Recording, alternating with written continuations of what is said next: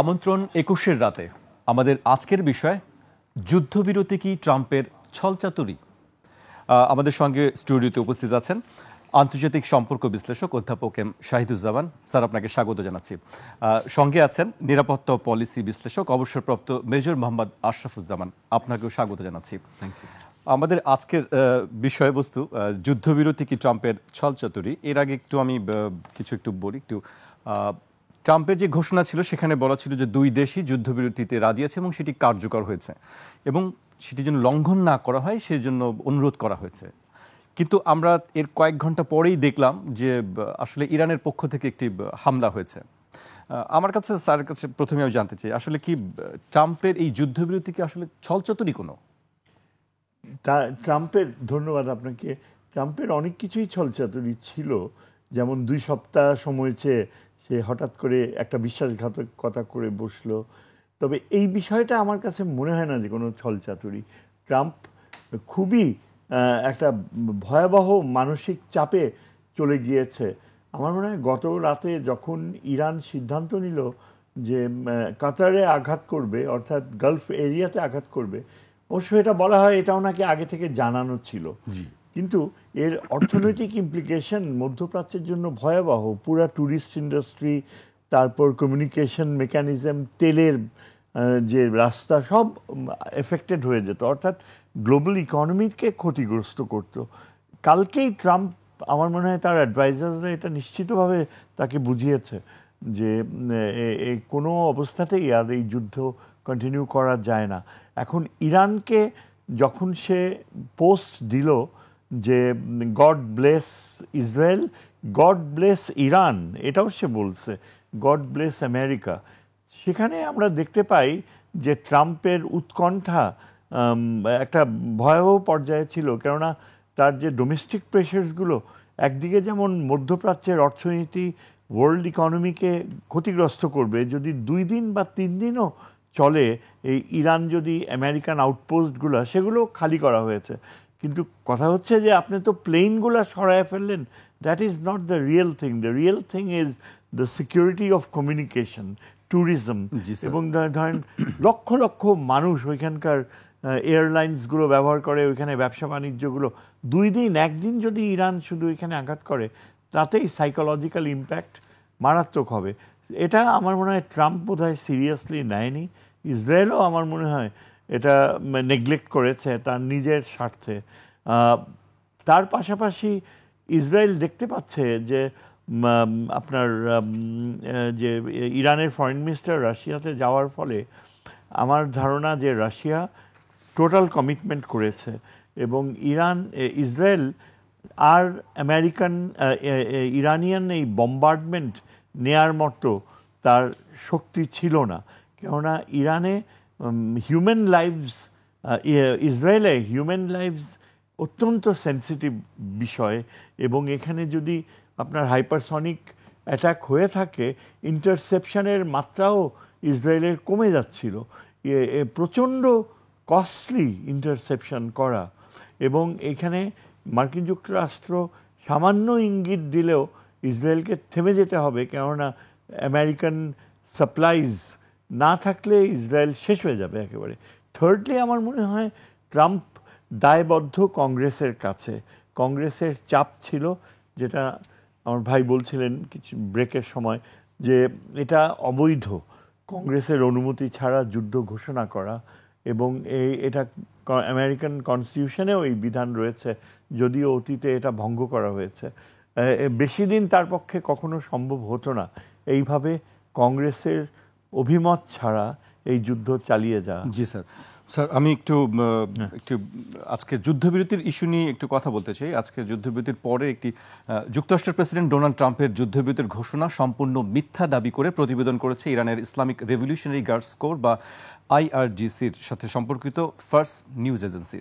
তারা বলছে ইরান এখনও কোনো আনুষ্ঠানিক বা অনানুষ্ঠানিক যুদ্ধবিরতির প্রস্তাব পায়নি।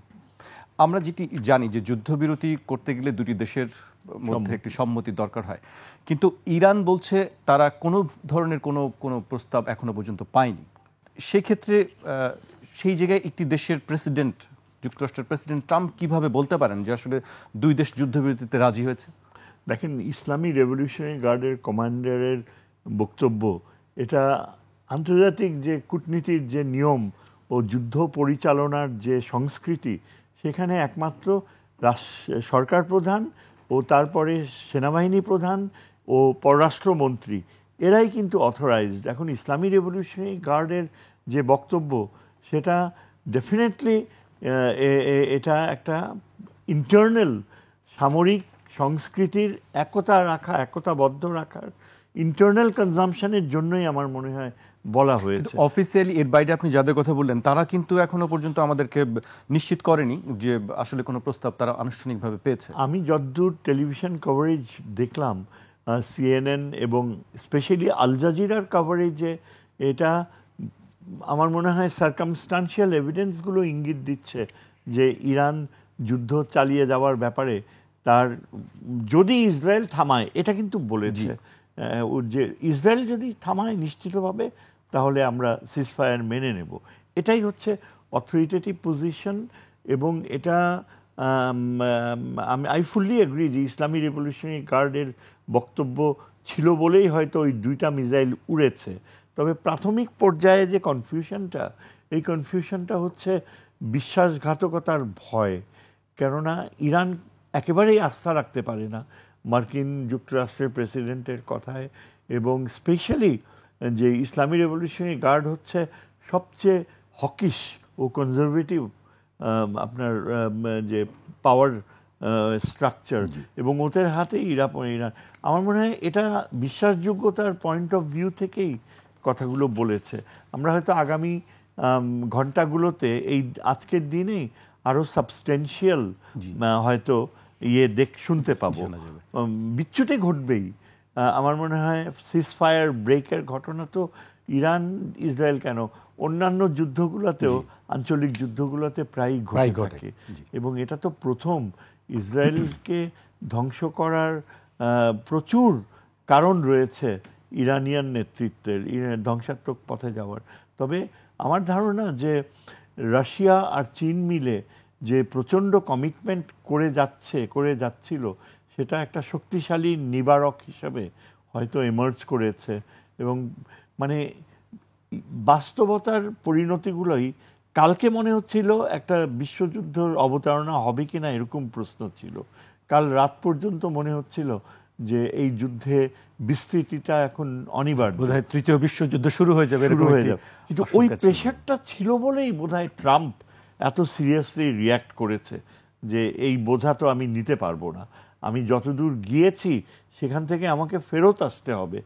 এবং যতদূরে আমি অ্যাকশনস নিয়েছি, এই যে 3টা প্ল্যান্টে আর ইরানিয়ান বেসগুলার যে ধ্বংসলীলা হয়েছে, এরপর আরও বেশি এগুলো হয়তো ট্রাম্পকে অনেক বড়। আজকে সেই কথাই আজকে ইরানের একজন বলছিলেন যে আসলে ইরানের জন্য কাতারের বেসে হামলাটা অপমানজনক, সেই জায়গা থেকে হয়তো ট্রাম্প যুদ্ধবিরতির কথা বলছেন, এটি তারা বলছেন। আমি মেজর জামানের কাছে আসতে চাচ্ছি। একই প্রশ্ন আসলে, যেহেতু আপনি নিরাপত্তা এবং পলিসি বিশ্লেষক, যুদ্ধের কি এটি আসলে কোনো কৌশল নাকি আসলে কোনো ছলচাতুরি, কি বলবেন যুদ্ধবিরতির যে বিষয়টি ট্রাম্প বলছেন? আসসালামু আলাইকুম, আপনাকে শুভেচ্ছা। আমার সহ আলোচক, আমি ওনার কাছে বসলে আমি আরও বেশি আনন্দিত হই যে ওনার মতো একজন বিজ্ঞ মানুষের সাথে বসতে পেরেছি। আর শ্রোতা মণ্ডলী, আপনাদেরকে সালাম ও শুভেচ্ছা। আপনার প্রশ্নের জন্য ধন্যবাদ।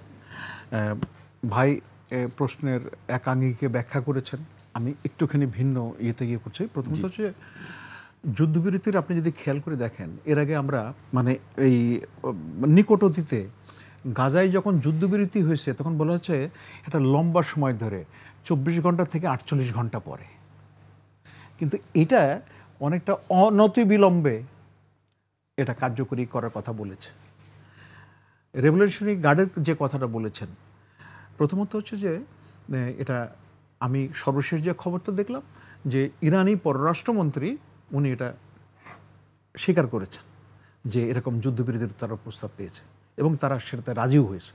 এবং আমার সহবক্তা যেটা বলেছেন আগে, যে উনি ইরান বলছে যে ইসরায়েল যদি করে তাহলে আমরা এটাতে, সেটি আগের কথা, বেশ আগের কথা, রাইট, এবং মোটামুটি সেটা ধারাবাহিকতা আছে।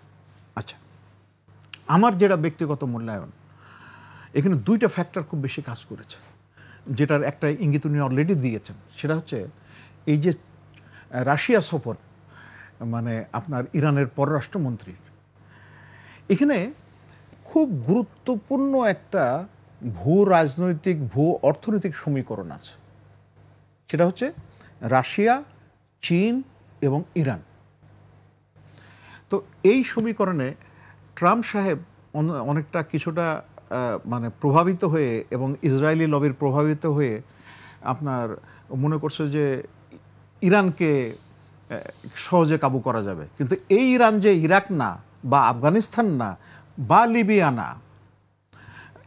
এই সাথে আমি প্রাসঙ্গিকভাবে একটা তথ্য দিচ্ছি যে 1945 সালে দ্বিতীয় মহাযুদ্ধ শেষ হওয়ার পর থেকে 30টা দেশে আমেরিকা বিভিন্নভাবে সংঘাতে জড়িয়েছে, এবং আমেরিকার সৃষ্টির পর থেকে তার 92% সময় তারা কোনো না কোনো সংঘর্ষে কোনোভাবে জড়িত ছিল। তো ওদের এই যুদ্ধে বা সংঘর্ষে জড়িত হওয়ার ব্যাপারে তাদের কোনো মানে ইয়ে নাই, তাদের স্টেমিনার অভাব নেই, দম থাকে, র্যান্ডমলি তারা যুদ্ধে যেতে পারে। সো এইটা কেন বললাম, এই ওদের সাইকিটা বুঝতে এটা সাহায্য করে। তো যখন 1990 সালের পর থেকে সোভিয়েত ইউনিয়ন ভেঙে গেল, তখন ছিল বাইপোলার, লেড বাই মানে ওয়ারশো প্যাক্ট, আর এদিকে ন্যাটো প্যাক্ট, আমেরিকার লিডার। সো তারপরে থেকে এই যে আপনি 2017 পর্যন্ত চীনের উত্থানটা যখন দৃশ্যমান হচ্ছে 2017 থেকে অনওয়ার্ড এবং আজকে পর্যন্ত, তো তার আগে পর্যন্ত ওরা একক মানে ক্ষমতার ইউনিপোলার ওয়ার্ল্ড হয়ে গেছিল, একক ক্ষমতার অধিকারী হয়ে গেছিল। এখনও একটা জিনিস আপনি খেয়াল করবেন, যারা কোনো সন্দেহ নেই আমেরিকা সম্পদ বলেন, মানব সম্পদ বলেন, অস্ত্র বলেন, খনিজ সম্পদ বলেন, সব দিক দিয়ে তাদের অবস্থান অনেক উপরে পৃথিবীর বেশিরভাগ দেশগুলোর থেকে। সো এই শক্তি, সামর্থ্য এবং এটি মোড়লি করার প্রবণতা থাকলে, যখন দেখা গেল এই জায়গায় মোড়লিপনার একটু সুযোগটা কমে যাচ্ছে, তখন তারা চেষ্টা করে যে ওই কে আমারে মোড়লিপনাতে বাধা দিচ্ছে সেই জায়গায় কিভাবে খোটাখুটি করা যায়। এটা হচ্ছে মোড়লিপনার দিক দিয়ে। আর অর্থনৈতিক দিক দিয়ে বর্তমান সময়ে আমেরিকার অর্থনীতির বিভিন্ন তথ্য উপাত্য এবং বিশেষজ্ঞদের মতামত নিয়ে যেটা পাওয়া যাচ্ছে, সেটা হচ্ছে আমেরিকার অর্থনৈতিক অধোগতি হচ্ছে। যেমন জাপানের কাছে ট্রেজারি বন্ড আছে, চীনের কাছে ট্রেজারি বন্ড, তারা ভালো ইন্টারেস্ট পায় এবং সেই জন্য তারা কিনে রেখেছে, কিন্তু তারা সেটা অপলোড করছে। তো এইটা তার উপরে একটা বিরাট চাপ পড়ছে। আরেকটা জিনিস খুব গুরুত্বপূর্ণ, সম্প্রতি চীন এই যে রিয়ার আর্থ ম্যাটেরিয়াল যে সাপ্লাই বন্ধ করছে গত 2 মাসে, এটা বিরাট প্রভাব পড়ছে। এবং এই যে মানে আপনার ইসরায়েলের যে বিমান প্রতিরক্ষা ব্যবস্থা, সেটার ব্যাপারে অ্যারো 1, 2, 3, তারপরে আয়রন ডোম যেটার কথা আমরা শুনছি, এগুলোতে এটার খুব দরকার। এবং আমরা কয়েকদিন ধরে আপনি খেয়াল করছিলেন যে তাদের বিমান প্রতিরক্ষা ব্যবস্থায় একটা ত্রুটি হচ্ছে, মানে তারা এই লোড নিতে পারছে না। অবশ্য লোড না নিতে পারার পিছনে আরেকটা কারণ করছে, ইরানিরা এর আগে 2024 সালের এপ্রিল মে মাসে একটা পাল্টা আক্রমণ করেছিল ওদের এমবেসি আক্রান্ত হওয়ার পরে। তারপরে আপনার 2024 অক্টোবরে আবার একটা পাল্টা কিছু আক্রমণ করছিল। একটু সময় দিতে হবে, এটা নালে ক্লিয়ার না করলে হবে না। সো তখন হচ্ছে কি, তারা বিভিন্নভাবে আক্রমণ করে, এবং এই সেম সেটিংয়ে আপনার ইউএস বেজ বিভিন্ন আরব দেশে আছে, জর্ডান বাধা দিবে, ব্রিটিশরা শুট ডাউন করবে, আমেরিকা বাধা দেবে।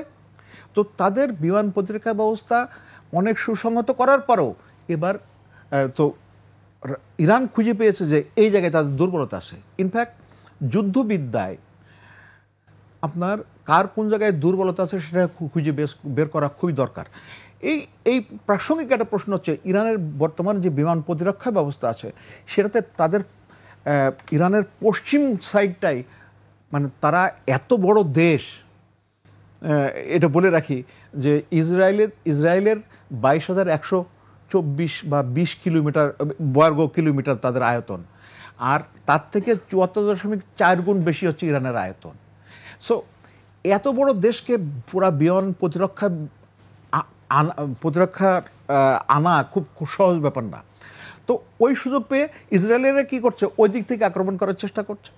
আর ইরান ওই যে তারা বুঝতে পেরেছিল যে এই জায়গায় যে আমাদের মিসাইল হামলা করলে প্রতিরক্ষা ব্যবস্থা আমাদেরকে আটকাতে পারবে না।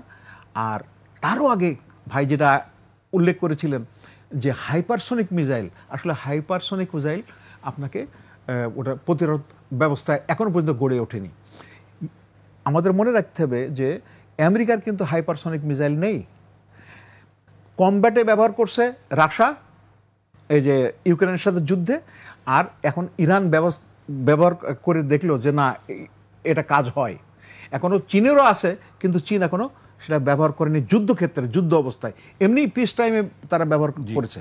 সো এই সার্বিকভাবে দেখা যাচ্ছে যে ইসরায়েলের এমন একটা অবস্থা চলে গেছে, তাদের অনেকটা যদি সোজা বাংলায় বলি সেটা হচ্ছে ছেড়ে দে মাকে দেবাচি অবস্থা। এখন তারা তো সারেন্ডার করতে পারে না, বলবে না তো ওই।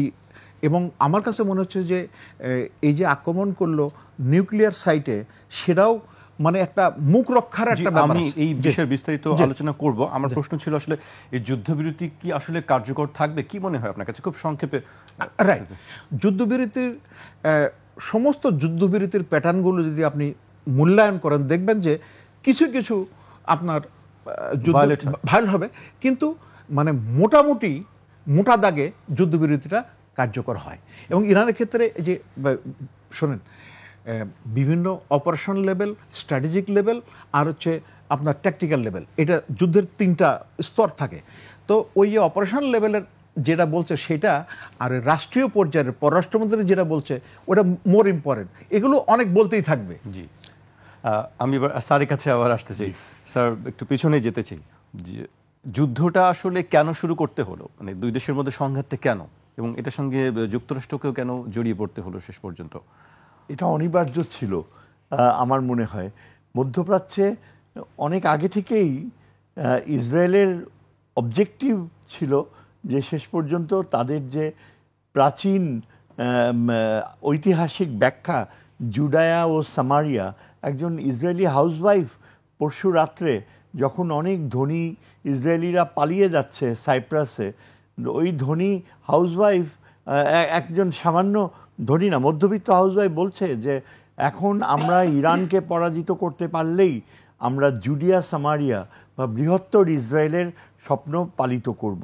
প্রচুর ইহুদি এসছে বিদেশ থেকে, যারা মনে করে আলটিমেটলি এই মধ্যপ্রাচ্যের সিরিয়া, লেবানন, তারপর ইরাক, এই অঞ্চলগুলো মিলে সহজেই তারা ইভেনচুয়ালি এক্সপ্যানশন করবে এবং ফিলিস্তিন রাষ্ট্রটার ধারণাকে তারা টোটালি প্রত্যাখ্যান করে। এবং এই কারণে আমরা দেখতে পাই যে ইরানের যখন এমন একটা পরিস্থিতি যে সে এই অস্ত্রায়নের চূড়ান্ত পর্যায়ে আসতে খুব বেশি সময় নেই। অনেকে বলে যে পরমাণু বোমার কথা, বোমার ওয়েপনাইজেশন, মানে একটা তো হচ্ছে কি জানি বলে ওইটাকে পিউরিফিকেশন, সেন্ট্রিফিউজেস না, ওই যে আপনার ইউরেনিয়ামের এনরিচমেন্ট অফ দ্য ইউরেনিয়াম। তারপরে এখন এনরিচমেন্টের প্রক্রিয়া এনিবডিজ গেস, কেউই সঠিক বলতে পারছে না। পাকিস্তানিরা এরা বলছে যে একদম দ্বার প্রান্তে চলে আসছে, 1 মাসেই ঘটবে। জানেন কয়দিন আগে আর্থকুয়েক হয়ে গেল 5 স্টেজে, অনেকেই ধরে নিয়েছে যে এখানে টেস্ট করে ফেলছে। এখন কতটুকু আমার মনে হয় না করেছে, তাহলে আমেরিকান জিওলজিক্যাল সার্ভেতে ধরা পড়তো। তবে এখন ইসরায়েল মনে করে যে এই চূড়ান্ত পর্যায়ে একে থামাতে হবে, কিন্তু ইসরায়েল কখনো এটা চিন্তা করে দেখে নেই সিরিয়াসলি যে তুমি এই বম্ব করলে, ডিপ আন্ডারগ্রাউন্ড বম্বিং করলেই কি থেমে যাবে? You cannot stop knowledge. আপনি ফ্যাসিলিটি ধ্বংস করতে গেলে এই যে আমেরিকান বাম্পার্স এগুলো 200 ফিট যায়, অন্তত অ্যাটলিস্ট মিনিমাম 3 বার একই জায়গায় বোমাগুলো ফেলতে হবে 200 করে। স্যার তারপরেও স্যার ইরান যদি নিউক্লিয়ার উইপন্স ডেভেলপও করে তাহলে সেটা ইরানের উইপন্স মানে ধ্বংস করতে হবে কেন? মানে ইসরায়েলের কাছেও তো আছে, সেই ইসরায়েলের ধ্বংস করা হবে না কেন? ইসরায়েল নিউক্লিয়ার মনোপলি বজায় রাখতে চায়। তারা চিন্তা করে দেখে যে যদি ইরানের হাতে নিউক্লিয়ার ওয়েপন্স একবার এসে পড়ে তাহলে ইসরায়েলের যে গ্র্যান্ড ডিজাইন সেটা একেবারেই ধস নেমে যাবে, নাম্বার ওয়ান। নাম্বার টু, ইসরায়েলের যে সীমিত সামর্থ্য, আমেরিকান সামর্থ্য যদি কোনো অবস্থায় কোনো দিন থেমে যায় তাহলে ইসরায়েলের ধ্বংস নিশ্চিত। কেননা ইরানের বিশালত্ব আর আণবিক অস্ত্রায়ন এখানে নিবারক কাজ করবে, যেটা আমরা সাউথ এশিয়াতে দেখি। ইন্ডিয়া পাকিস্তানে কখনো বড় যুদ্ধ হয় না, যাবেও না, কারণ নিশ্চিত ধ্বংস। আণবিক অস্ত্রায়ন দুই পক্ষে থাকলে একটা বড় বেনিফিট হচ্ছে যে আপনি কখনো যুদ্ধের ঝুঁকিতে যাবেন না, একটা ব্যালেন্স থাকে, সীমিত যুদ্ধ হতে পারে। আমরা সাধারণত বলি লো ইন্টেন্সিটি ওয়ারফেয়ার। খুব বেশি হলে আপনি দুই পক্ষের যে directors generals of military operations DGMO লেভেলে হটলাইন থাকে, এবং এটা পাকিস্তান ভারতে রয়েছে, সোভিয়েত ইউনিয়ন আমেরিকার বেলায় ছিল, এখনও রাশিয়া আমেরিকায় রয়েছে। তারা টেলিফোন তুলে সরাসরি বলবে যে দেখো এই স্টেজে আছে যুদ্ধ, এর চেয়ে বেশি বিস্তৃতি করা উচিত না। অর্থাৎ আপনার ইন্ট্রা ওয়ার ডেটারেন্স বলে একটা টার্ম কাজ করে। যুদ্ধকালীন সময়েও আপনি যোগাযোগ করে একে অপরকে ইনফর্মড রাখবেন। আপনি আমরা আলোচনা করছিলাম যে দুই পক্ষই কিন্তু জানিয়ে বোমাবাজি করেছে। এর ইয়ে হচ্ছে যে একদিকে সারপ্রাইজ এলিমেন্ট আপনি ব্যবহার করতে পারেন, কিন্তু ধ্বংসের মাত্রায় এটা খুবই গুরুত্বপূর্ণ এখনকার আধুনিক যুদ্ধে, যেটাকে আমরা বলি কোল্যাটারাল ড্যামেজ। মানে লক্ষ্যবস্তুকে আঘাত করতে যে ইনোসেন্ট লাইভস হারায় না, যেন ম্যাস ডিস্ট্রাকশনটা হয়, ম্যাস ডিস্ট্রাকশন যেন না হয়। এই কারণেই কিন্তু আপনার আগে কমিউনিকেশনের ধারণা, আগে থেকে ওয়ার্ন করা, এই সাইকোলজিটা এখন ডেভেলপ করে গেছে। এখন তো আর যুদ্ধ আপনার ওয়েপন্স নিয়ে হয় না, আর বেশি ইম্পর্ট্যান্ট হচ্ছে সাইবার ওয়ারফেয়ার। আপনি সমস্ত যোগাযোগ কিছু মাত্রা, অর্থনৈতিক মাত্রা সব বন্ধ করে দিলেন। ইরানের সাইবার ওয়ারফেয়ারের নলেজ অনেক বড়, অনেক বেশি। রাশিয়াও ইরানকে এই ব্যাপারে সহযোগিতা করবে। এই রিসেন্ট ইন্ডিয়া পাকিস্তান যুদ্ধেও কিন্তু চীন পাকিস্তানকে সাহায্য করেছে ইন্ডিয়াতে সাইবার ওয়ারফেয়ার যদি হয়, তখন আর ইনফ্যান্ট্রি বলেন, আর্টিলারি বলেন, সাজোয়া বাহিনী বলেন, এগুলো কিন্তু, আমি জানি না, আমার বন্ধু সামরিক বাহিনীর লোক, উনি নিজে বোধহয় সাজোয়া বাহিনীতে ছিলেন, ইনফ্যান্ট্রি। আর এখন বুটস অন দ্য গ্রাউন্ড, এটা এই আমেরিকান ইয়েরা বলছে যে বুটস অন দ্য গ্রাউন্ড আমরা আমেরিকান সোলজার নামবো না, নামার প্রয়োজন নাই। হয় এয়ার ওয়ারফেয়ার যখন অনেক গভীর হয়ে যাবে তখন ইলেকট্রনিক্স ডিভাইসেস দিয়ে জ্যাম করে দেয়া, জ্যাম করে দিতে গেলে সাইবার ওয়ারফেয়ার। সো এখনকার আধুনিক যুদ্ধ হচ্ছে পিওর নলেজ, একদম সাইন্টিফিক নলেজ। আপনি বসে বসে অনেক দূর থেকে ইয়ে করতে পারেন। সুতরাং এখানে যে এই ইরানকে আপনার আক্রমণ করে ধ্বংস করতে চেয়েছে, এটা ওই নেতানিয়াহুর রাজনৈতিক অভিলাষ। সে জেলে যাবে জানে করাপশনের দায়ে, এবং বলছে আজীবন ক্ষমতায় থাকার একটি তার প্লট ইরান আক্রমণ করা। তবে এটা আমেরিকানসরা, লার্জার পপুলেশন এটা কখনো গ্রহণ করেনি। আমেরিকান কংগ্রেসে এই যুদ্ধকে প্রত্যাখ্যান করেছে। রিপাবলিকানসরাও জানে যে এর পরিণতি আমেরিকার জন্য কখনো ভালো হবে না।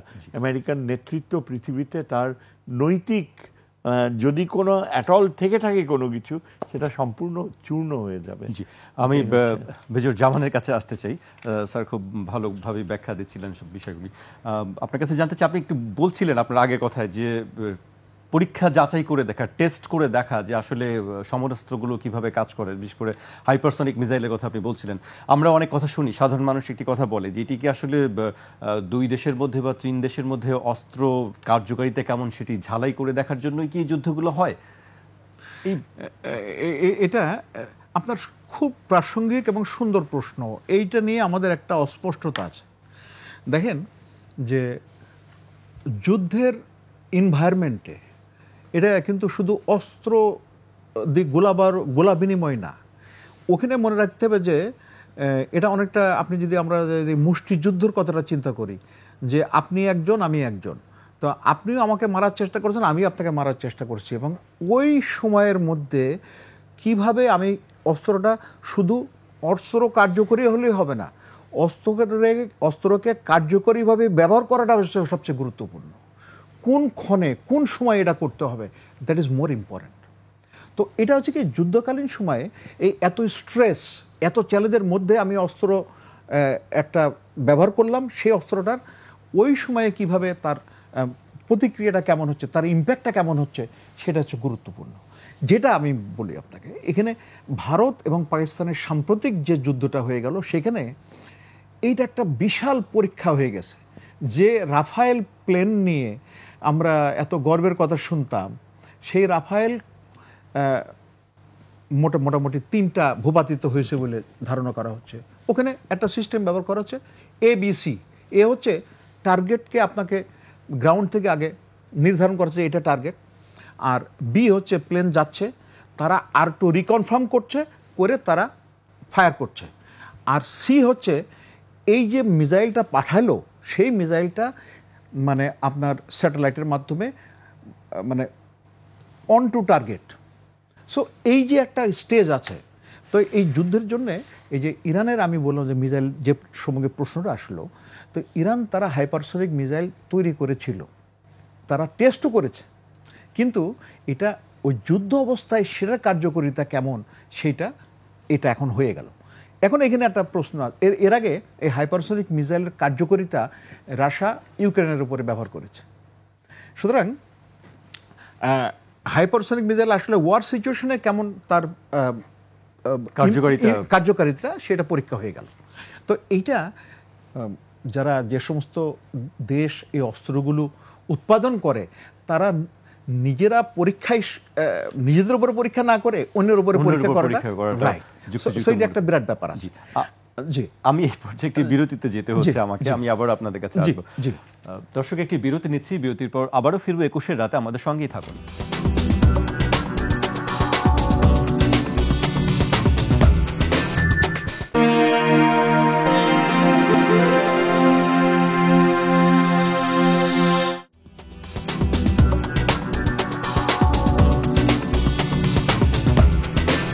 বিরতির পর আবারও স্বাগত। আপনারা দেখছেন 21-এর রাত, আমাদের সঙ্গে আছেন আন্তর্জাতিক সম্পর্ক বিশ্লেষক অধ্যাপক এম শাহিদুজ্জামান এবং নিরাপত্তা ও পলিসি বিশ্লেষক অবসরপ্রাপ্ত মেজর মোহাম্মদ আশরাফুজ্জামান। স্যারকে দিয়ে আবার শুরু করতে চাই। বিরতির আগে বেশ কিছু কথা আমরা বলছিলাম। আসলে একটি বিষয় স্যার, আপনি বলছেন যে আগে থেকে সতর্ক করার একটি বিষয় আছে। আজকে ট্রাম্প ধন্যবাদ জানিয়েছে বা কৃতজ্ঞতা প্রকাশ করেছে ইরানের কাছে যে আগে থেকে সতর্ক করে দেওয়ার জন্য। আবার ওদিকে আমরা দেখলাম যে যুক্তরাষ্ট্র যখন হিট করলো, তখন সেখানে মানে কি ক্ষয়ক্ষতি হয়েছে কি হয়নি এই বিষয়ে আমরা জানি না। স্যার, এই বিষয়ে একটু আপনি বলবেন, ক্ষয়ক্ষতি বা সতর্ক করার বিষয়টি আগে থেকে। দেখেন, আমরা দেখছিলাম যে কাতারের যে এয়ারবেজে হামলা হয়েছে, সেখানে আমরা কিছুদিন আগে দেখলাম 40টি এয়ারক্রাফট ছিল, তারপরে কিছুদিন আগে দেখলাম 3টা ছিল। মানে এই আগে থেকে বলে দেওয়ার কারণে এগুলি সরিয়ে নেওয়া হলো, এইগুলোর কারণ কি স্যার? এগুলো অবশ্য যদি এমনকি বলে নাও দিত, আমার ধারণা যে কাতার বা ওইখানে ওরা আন্ডারগ্রাউন্ড ইয়েতে নিয়ে যেত। ইরান যেমন তার বেশিরভাগ এয়ারক্রাফটই কিন্তু মাটির নিচে রেখেছে, যেগুলো তারা ব্যবহার করেছে মিসাইলসগুলো, তার সবই অনেক গভীরে প্রোটেক্টেড অবস্থায় থাকে, যে বাইরে থেকে অ্যাটাক হলে যেন এগুলো রক্ষা করা যায়।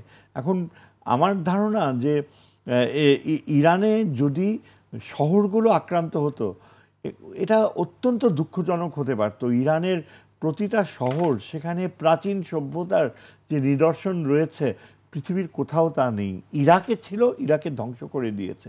আপনি যদি সিরাজ, ইস্পাহান, মাশাদ, এই 3টা বৃহৎ শহর, এখানে 3000 বছর আগেকার সভ্যতার নিদর্শনগুলো যদি ধ্বংস হতো, এটা এই ক্ষতির কখনো শোধ করা যেত না। কাজে আমরা ঈশ্বরকে ধন্যবাদ জানাই যে থেমেছে। গতকাল রাতেও যেই পরিস্থিতিটা ছিল, সেখানে মনে হচ্ছিল যে ইসরায়েল ধ্বংস করবে। এখন একটা কথা বুঝতে হবে যে ইসরায়েল যেসব যে ওয়েপন্সগুলো ব্যবহার করেছে, সেগুলো কিন্তু তার প্রডিউস করার সামর্থ্য সীমিত। ইরানের যত, তার চেয়ে অনেক কম। মার্কিন যুক্তরাষ্ট্রের একচ্ছত্র সহযোগিতা ছাড়া ইসরায়েলের পক্ষে সম্ভব না। ইসরায়েলের অর্থনীতি অপটিমাম লেভেলে 1 সপ্তাহের বেশি যুদ্ধ চালাতে পারে না। এক সপ্তাহের বেশি হলেই ইসরায়েলের ইকোনমি ধসে পড়বে। কেননা ইসরায়েলের অর্থনীতি হচ্ছে একেবারেই মানে রিসোর্সবিহীন মার্কিন সাহায্য ও সার্ভিস ওরিয়েন্টেড ইকোনমি। এখানে ইসরায়েলকে এখন এই যে অস্ত্রবিরতি হয়েছে, এটাকে কিন্তু আজকের নাম দেয়া হয়েছে সিজ ফায়ার না, এটাকে ডাকা হয়েছে স্ট্যাগার্ড সিজ ফায়ার। আজকে শুনলাম আমেরিকানরা বলল স্ট্যাগার্ড সিজ ফায়ার শব্দটা আমি আগে শুনি নাই খুব বেশি। আপনি স্ট্যাগার্ড ওয়েতে অ্যাপার্টমেন্ট কমপ্লেক্স স্ট্যাগার্ড হয়, হয়, অর্থাৎ এখানে এমন বলা হচ্ছে যে এত সময় পর্যন্ত এত সময় সিজ ফায়ার থাকবে, তারপরে হয়তো বা অস্ত্রবিরতি ভঙ্গ করার সুযোগও থাকতে পারে। সেটা যদি হয় সেটা কিন্তু একটা চিন্তার বিষয়। আমরা জানি না যে স্ট্যাগার্ড সিজ ফায়ার বলতে যে আমরা 5 দিনের জন্য 6 দিনের জন্য কন্ডিশনাল সিজ ফায়ার থাকতে পারে, যে আমরা মেনে চলবো, এই অস্ত্রবিরতি আমরা রেসপেক্ট করব, তারপরে স্বাধীন। এখন এটাকে স্ট্যাগার্ড থেকে নিয়ে স্থায়ী সিজ ফায়ারে যেতে হলে তখন তাহলে যুদ্ধের শেষ বা সমাপ্তি অ্যাগ্রিমেন্ট করতে হবে। Unless you sign a agreement to end the war, you are still at war. কাজে ইরান আর এই সম্পর্কটা কিন্তু যুদ্ধের সম্পর্ক শেষ হয়ে যায় নাই, যুদ্ধটাকে তারা শুধু বিরতি দিয়েছে। এবং ওইখানেই কিন্তু ইসলামী রেভলিউশনারি গার্ডের চাপ আসতে পারে যে ইরান ইসরায়েলকে ধ্বংস করার যে সুযোগ পেয়েছে এবং তার হাতে এই যে হাইপারসনিক মিসাইলস ব্যবহার করা, সেগুলো এখন অবারিত সুযোগ সৃষ্টি করে দিচ্ছে যে ইসরায়েলের যে ডোম বা আয়রন ডোম যা এটা পেনিট্রেট করা সম্ভব। ইসরায়েল ইজ ভালনারেবল এবং এই জন্য আমার ধারণা যে ইসরায়েল অনেক বেশি আগ্রহী যুদ্ধটা থামাতে। কেননা ইসরায়েল দেখতে পাচ্ছে যে আগামী এক সপ্তাহে ইরানের যে লস হবে, ইরানের বিস্তৃতি এত বেশি যে তার আপনার প্রাচীন স্ট্রাকচারস ভাঙতে পারেন, তার ফ্যাক্টরিজ ইন্ডাস্ট্রিগুলো আপনি আঘাত করতে পারেন, মিলিটারি ইন্ডাস্ট্রিতে আঘাত করতে পারেন। কিন্তু ইরানের প্রচুর সামর্থ্য রয়েছে তার বিশালত্বের কারণে, যেটাকে আমরা বলি যুদ্ধের ভাষায় টেরিটোরিয়াল ডেপথ। এই গভীরতার কারণে সে অনেকগুলো অ্যাডভান্টেজ পায়। সে রিট্রিট করতে পারে, যেমন রাশিয়াকে শত শত বছরেও কেউ পরাজিত করতে পারেনি। রাশিয়া এত গভীর যে তার শেষ নাই। রাশিয়া আর্মিসগুলোকে, নেপোলিয়নের আর্মি, হিটলারের আর্মিকে আসতে দিয়েছে, মস্কো দখল করতে দিয়েছে। তারপর যখন শীত আসলো, চারদিক থেকে রাশিয়ানসরা শীতের থেকে ঘিরে কচুকাটা করছে। নেপোলিয়ন, হিটলার এক ফিনিশড।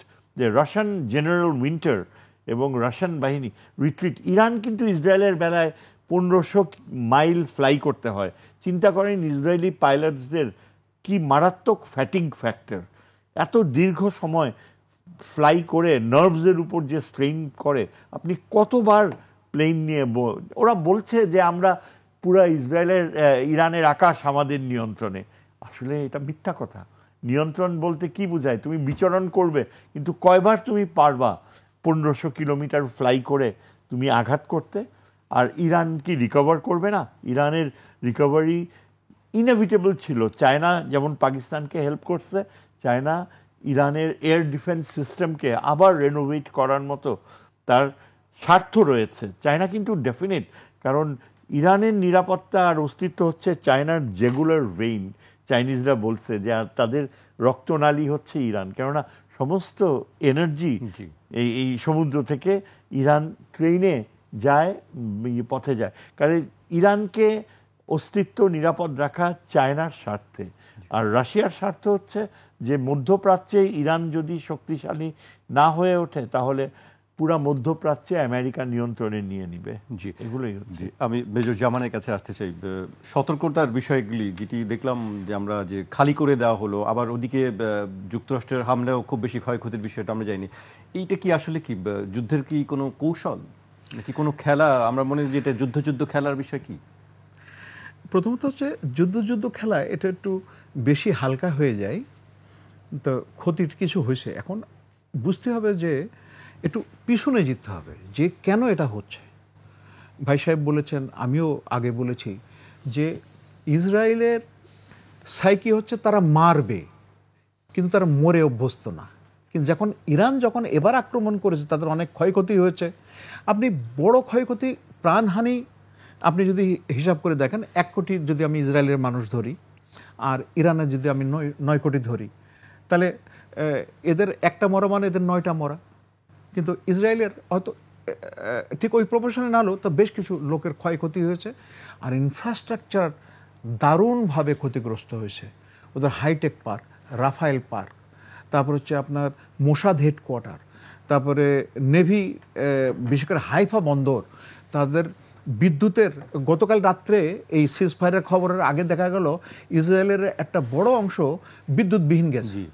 ওরা তো জীবনে বিদ্যুৎবিহীন থেকে অভ্যস্ত নয়, কিন্তু ইরানিদের সেই অবস্থা আছে, কারণ সেই ইরানের সাথে সেই 8 বছর যুদ্ধ করছে যখন তাদের কিছুই ছিল না।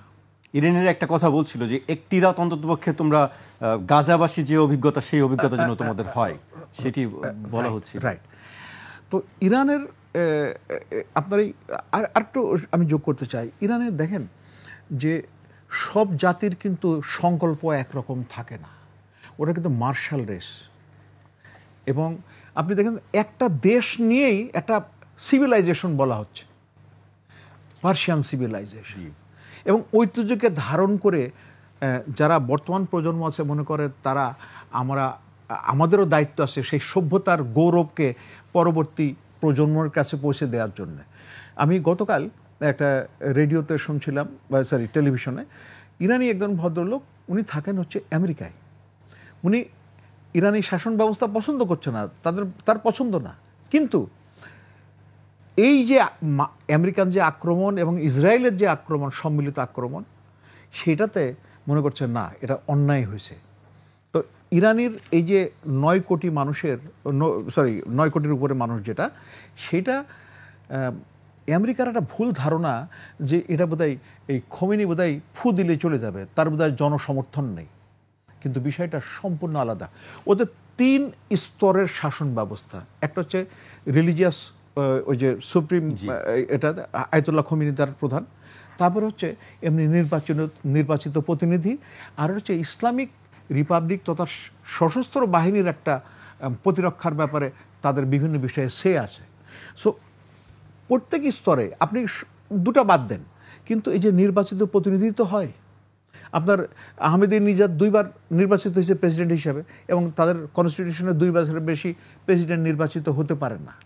সো এইগুলোই একটা ইনার স্ট্রেংথ হিসাবে কাজ করছে আপনার ইরানি জাতির এই বিপর্যয় তথা এই বিপদ মোকাবেলা করার জন্যে তাদের সামর্থ্যটা আরও বেশি সামনে এসে গেছে।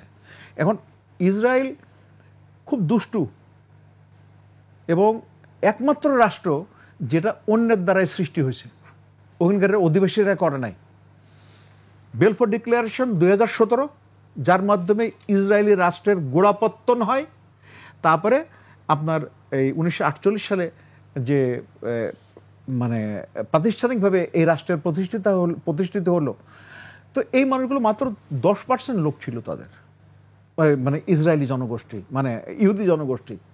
আর যারা ছিল তাদেরকে উৎখাত করে এখন পর্যন্ত এটা আছে।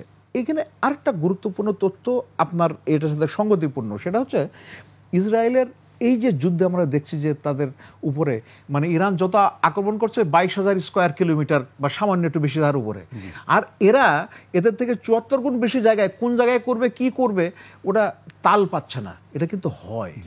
আচ্ছা, আরেকটা হচ্ছে আপনার আমেরিকার সামরিক শক্তি।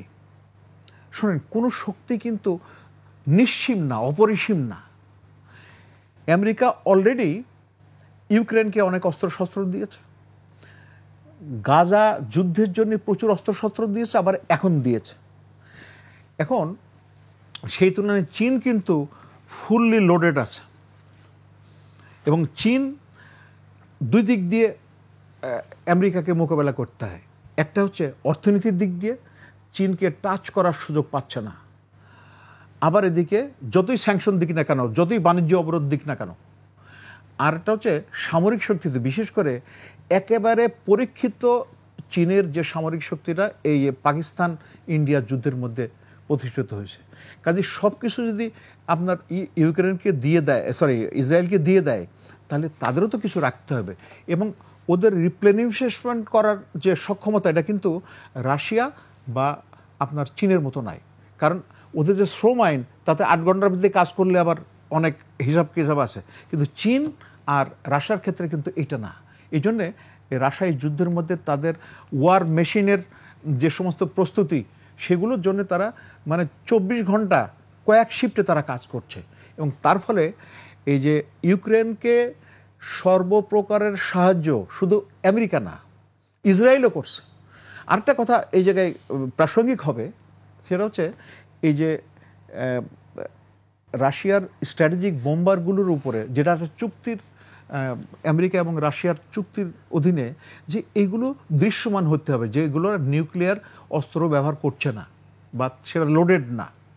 এটা করতে গিয়ে এই যে একটু দুষ্টুমি করেছে, সেই দুষ্টুমিতে 3টা, MI6 মানে ব্রিটেন, আমেরিকা আর সে মোসাদ। এই যে মোসাদের এইটা, পুতিন কিন্তু খুব বুদ্ধিমান মানুষ এবং কুল হেড। উনি কোনো সময় উত্তেজিত কোনো কথা বলেছে বলে আপনি তার এই যে দীর্ঘ শাসনে দেখবেন না।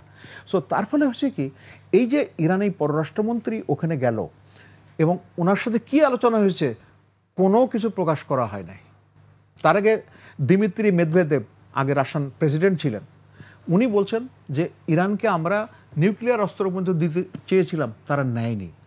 সো এখন এটার কত সত্য মিথ্যা জানি না, তবে এই যে একটা ইম্প্যাক্টটা। আর চীন ভাইও বলেছেন, আমি একটু উল্লেখ করেছিলাম যে ওই যে ত্রিভুজের এক বাহু হচ্ছে ইরান আর বাকি 2 বাহু হচ্ছে আপনার চায়না এবং রাশিয়া। সুতরাং এই বাহুটা পুরোপুরি অকার্যকর হোক এটা কোনোভাবেই চায়নি ওরা চায়নি।